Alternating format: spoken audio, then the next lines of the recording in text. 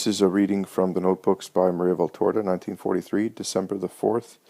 The reference is Zechariah chapter 6, verses 12 to 15. Just after drowsiness, 11 p.m. and 6 a.m. Jesus says, "When the sun rises in the morning in the peaceful sky, it ascends from the eastern side. It is from the east that the light comes to you, and advances more and more, and grows until filling the sky with rays, and the earth with warmth and happiness. What is more beautiful or greater than the rising of the sun with each new morning? It speaks to you of the supreme organizer of all things, whose infinite power regulates the course of the stars, as he thinks lovingly of you, his children. He whom the stars, these immense giants of the universe, obey, whereas you, imperceptible dust, sprinkled upon a planet, not one of the largest, turning along boundless paths of the firmament, do not judge it to be right and proper to obey out of love and gratitude towards the one who loves you and is a God."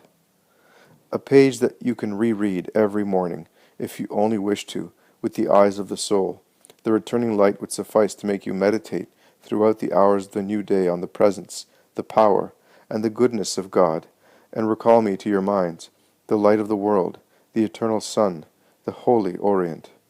The title of Orient, given me by the ancient people of Israel, is not mistaken. As beautiful as the appearance of the morning star is my appearance in the world, and for that world, like a sun, I have brought the light by beginning God's day, obscured in its formation by the first sin, a day which shall have its shining sunset at the final moment, to rise again afterwards eternally, with all his chosen ones in the kingdom of God. I am the Orient of God, the one announcing him to the peoples, begotten by him. I come under him, nor like the sun do I experience a dusk. I remain fixed, eternal in my divinity, around which the peoples revolve like stars, drawing life and light from me. And not I, but you experience the obscurity of the darkness, for in you, not in me, the light fades. For you drift away from the light by placing between it and yourselves the barriers and distances of a will not in keeping with God, or of sins committed against God's law.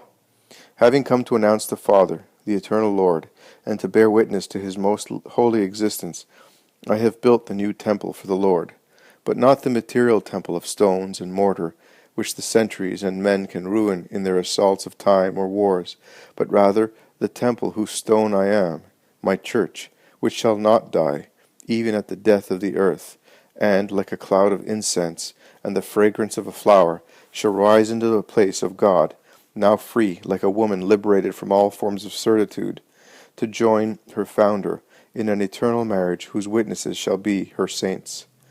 Not the collective, but rather the individual temple, and in being individual, it is no less holy and eternal than the temple of my church, of your spirit, which I rebuilt after Satan had undermined it with sin, regenerating you to grace, flooding you with my blood, and instructing you with my word.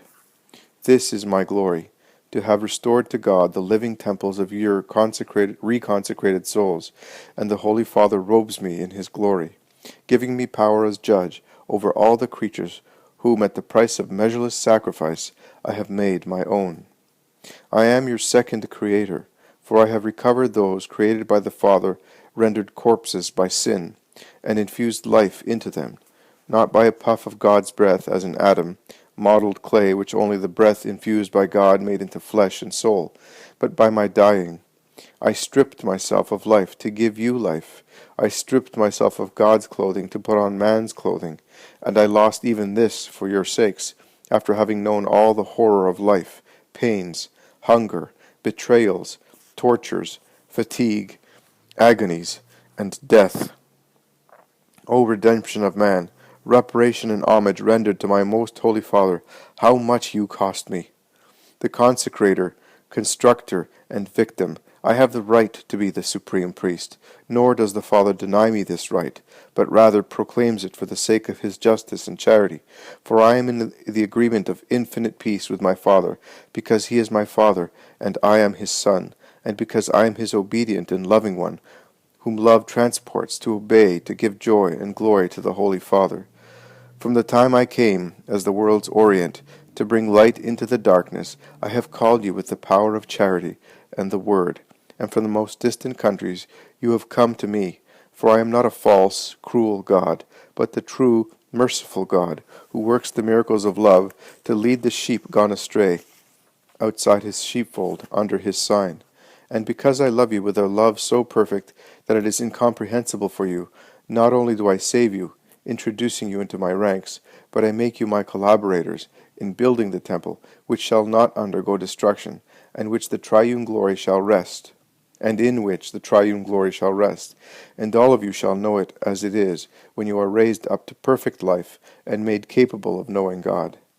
I, the truth of the Father, swear this to you, for those who listen to me, the voice of the Lord, there shall be reserved the destiny of infinite joy of knowing God.